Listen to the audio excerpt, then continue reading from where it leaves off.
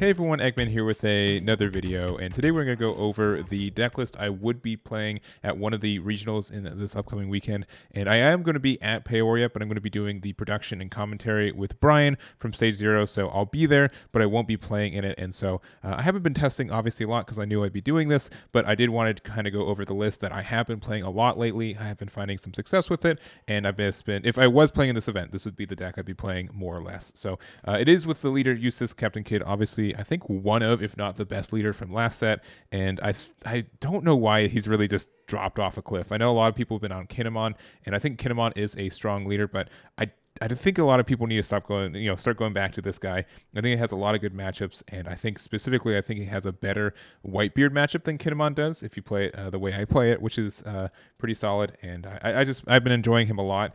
The ratios for this deck might not be 100% because, again, I've been doing some testing, but I knew I wouldn't be playing in the regionals, so I haven't been doing the 100% grind for it. But I think that this leader is really in a good spot right now against a lot of the cards, leaders in the meta, and I think it deserves a chance if you guys are up in the air what you're playing. And let's just kind of go on into it. So if you guys don't remember what this guy does, activate main once per turn for 3, and you have to discard a card. You get to restand this leader, which is very, very good. And I think like just a better effect than Kinemon in the long game. I think Kinemon's really good for just getting you get one extra Dawn and kind of like a ramp in like the early mid game, which is pretty good, but like late game it kind of just trails off, and you do get some tempo with it too, but if the game goes long you kind of like lose that tempo a little bit. So I think because of that, I think this is just way better at closing. And there's just been a lot of games I've been playing Kinemon where I'm like, wow, I never really used the reduction. I used like the reduction once and it saved me like 1 Dawn, but then after that, like I really wish I could attack twice with my leader. So definitely was just something I was missing. I'm like, okay, let's go back to it and see how I'm feeling about it. And it's still a really good effect, and I think it does have again some good matchups and good ways to really capitalize on how good this guy is. So that's our leader. Going through the cards itself, shouldn't be too surprising. 1-drops are 4 Momos and 4 Bonnies.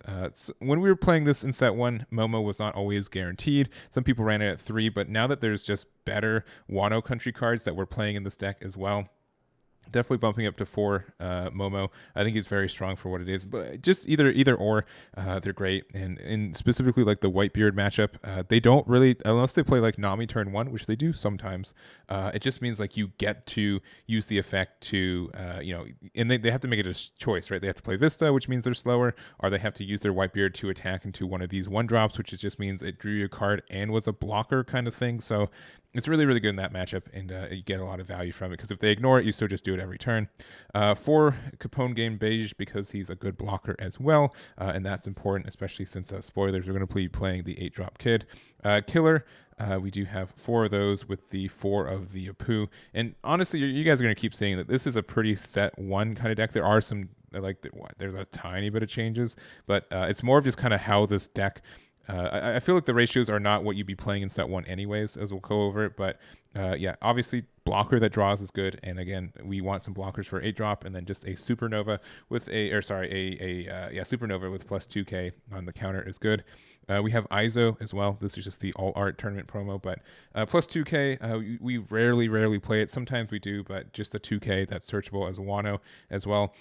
We have 3 Raizo, which I could always bump up to 4, especially since we're playing so many of like these 1-drops that get to tap themselves. Being able to play Raizo on your second turn, if you go first, and then being able to play a 1-drop, tap it, and then get the draw from this too, usually feels really good. The only reason it's just kind of at 3 is because against Whitebeard, 6k is really hard for this card to get like any value, which kind of stinks, but the draw that this gets sometimes is really important for you, and usually it's a quick target for your opponent to try to target down, and it's Wano as well, which is great there. 2 Sachis, just to have another blocker that's a 3-drop or lower. And the fact that there's a lot of ways to pop stuff that's 3k or less, this is conveniently a 4k, so this does get around a lot of the easy blocks like the Vista or even like the Newgate. If you have this out after playing like an 8-drop Kid, you're able to, they won't be able to get rid of this with just the Newgate effect, which means that you're kind of winning from that point as well. Probably the weakest card in the deck, Killer, ran 2. Wasn't a super big fan. I could see this being like another copy of the Raizo and maybe like another Sachi if I really wanted to. It's not searchable, unfortunately. It's just Heart Pirates, which kind of stinks. And this sometimes come up like if you're playing against Zoro, maybe. But in general, like a lot of the matchups, like a 3K on board is really actually kind of hard to get any value with and a lot of times. So I don't like super like him, but I put him at 2. He's probably one of the first cards to come out of the deck if you don't like it. The newest card in this deck, it is the 4-drop Yamato. We're running 4 of it. This is super duper good in a lot of ways. Being able to rest something that's 6 cost or less is important. You might have noticed we're not playing Okiku in this list just because I didn't find that Okiku was getting a lot of value. A lot of the time, like I felt like I had to play it on turn 3 just to get the value and then just be stuck in my hand late game as with no counter. So this is like one of the only cards that we don't have a counter with. And I never missed Okiku. I never ever missed having that kind of hit the board. I'd rather play Yamato compared to Okiku because best case Okiku just gets the 1.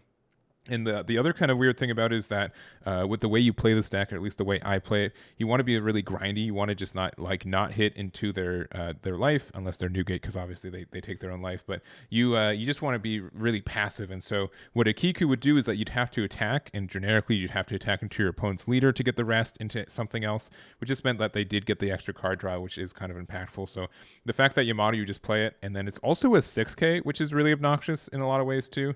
Obviously Newgate can pressure it a little bit easier, but it's a really solid card. You just drop it on turn 2, rest whatever they played on their previous turn, and attack into it, and you're in a really, really good spot. And then also talking about Yamato, we're playing 4 of the secret rare, the most expensive 1K counter that we have in this deck, but it's still great.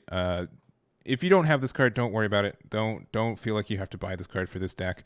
I'd say you're fine with 2, but it's just solid. It's just really solid. Like, you just put it down, you can pressure your opponent with it. You don't normally get the double attack banish off, but most of the time it's just a place where your opponent's going to have to respect it, and so they have to play differently around it, or they're going to have to just use a lot of counter out of their hand when you attack with this. So it's just like a really good kind of pressure card. It is a 5 for 5 with a 1K. With this is a 4 for 6K kind of thing. So the ratio is not as good, but it's a Wano country, which means you get to add it to your hand, or you get to add it with Momo. It's just solid. Like, there's no reason to not run this in the deck just because it is a 1K counter. And if you play it on curve, it just means like your opponent has to respect it, which is really nice. And then they either have to have a block up or have a blocker up, or have some way. And again, if you're playing a game plan where you're not hitting your opponent's life and being really passive, which I like to play in this game in general, this gets a lot of value later in the game as well. Going into our 5s, we're playing 3 Trafalgar Laws. You could almost bump up the 4. I've not really missed it at 3. 3 seems like the good copy of it. But you get so much value off this, especially like if you have like my favorite thing is you just have Bonnie out, and then you play the Bonnie, use the effect, bounce it back, and then get a blocker out, and then you can use Bonnie again the next turn. It's super consistent as what it is, especially since this finds law.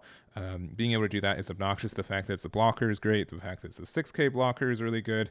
The fact that it's no counter kind of stinks, but I do like it at 3. If I would do anything, I'd bump it up to 4 instead of put it down to 2. It's very solid for what we're doing. X-Drake at 2 copies. This one feels good to run. Like, you feel like you need to. It doesn't always feel like the great play.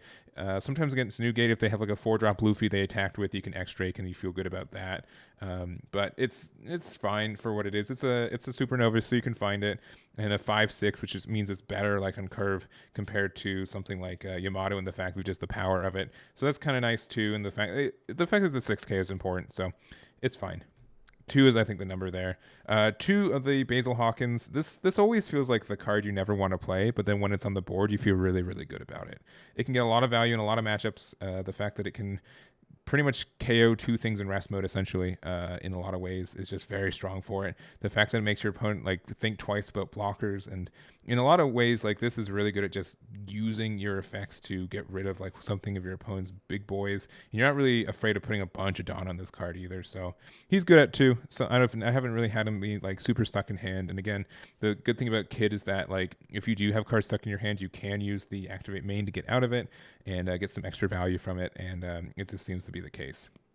And then lastly, talking about Kid and cards stuck in our hand, we have the 8-drop itself.